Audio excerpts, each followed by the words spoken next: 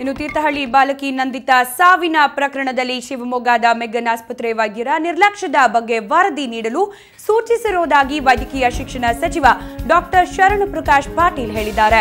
ಇವತ್ತು ಕೆಪಿಸಿಸಿ ಕಚೇರಿಗೆ ಭೇಟಿ ನೀಡಿ ಮಾತನಾಡಿದ ಅವರು, ನಂದಿತಾಳ ಮೇಲೆ ಅತ್ಯಾಚಾರ ಆಗಿರುವ ಆರೋಪ ಇದ್ರೂ ವೈದ್ಯರು ಪೊಲೀಸರಿಗೆ ಮಾಹಿತಿ ನೀಡದೆ ಮಣಿಪಾಲ್ ಆಸ್ಪತ್ರೆಗೆ ವರ್ಗಾಯಿಸಿರುವ ಬಗ್ಗೆ ಅನುಮಾನಗಳು ವ್ಯಕ್ತವಾದ ಹಿನ್ನೆಲೆಯಲ್ಲಿ ಆಸ್ಪತ್ರೆ ವೈದ್ಯಾಧಿಕಾರಿಗಳಿಂದ ವರದಿ ಪಡೆದ ನಂತರ ಕ್ರಮ ಕೈಗೊಳ್ಳಲಾಗುವುದು ಅಂತ ಹೇಳಿದ್ರು.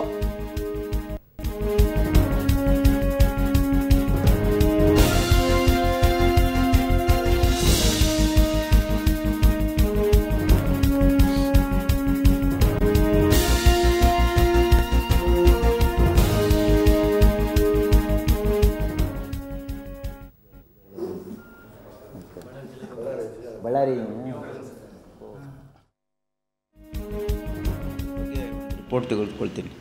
ಏನಾಯಿತು, ಮೆಗ್ಗಾನ್ ಹಾಸ್ಪಿಟಲ್ ಬಂದಾಗ ಇವರು ಏನು ಮಾಡಿದರು, ಒಂದು ವೇಳೆ ಇವ್ರು ರೆಫರ್ ಮಾಡಿದ್ದು ನಿಜ ಇದ್ದರೆ ಏನು ಕಾರಣಕ್ಕಾಗಿ ಮಾಡಿದ್ದಾರೆ ಅಂಥೇಳಿ ನಾನೊಂದು ರಿಪೋರ್ಟ್ ತೆಗೆದುಕೊಳ್ತೀನಿ. ಯಾಕಂದರೆ ಜಿಲ್ಲಾ ಮಟ್ಟದಲ್ಲಿ ಅಲ್ಲೊಂದು ಮೆಡಿಕಲ್ ಕಾಲೇಜ್ ಆಸ್ಪತ್ರೆ ಆಗಿರೋದ್ರಿಂದ ಎಲ್ಲ ರೀತಿಯ ಸಕ್ಷಮವಾಗಿರ್ತಕ್ಕಂಥ ವೈದ್ಯರು ಇರ್ತಾರೆ ಅಲ್ಲಿ, ಮತ್ತು ಎಲ್ಲ ಡಿಪಾರ್ಟ್ಮೆಂಟಲ್ಲಿ ಕೂಡ ಅಲ್ಲಿ ಸ್ಟಾಫ್ ಇದೆ. ಹಾಗಾಗಿ ಯಾವ ಹಿನ್ನೆಲೆಯಲ್ಲಿ ಈ ರೀತಿ ಹೇಳಿದ್ದಾರೆ ಅದನ್ನು ನಾನು ಪರಿಶೀಲನೆ ಮಾಡ್ತೀನಿ. ನಾನು ಅದ್ರ ಬಗ್ಗೆ ಒಂದು ರಿಪೋರ್ಟ್ ತೆಗೆದುಕೊಳ್ತೀನಿ.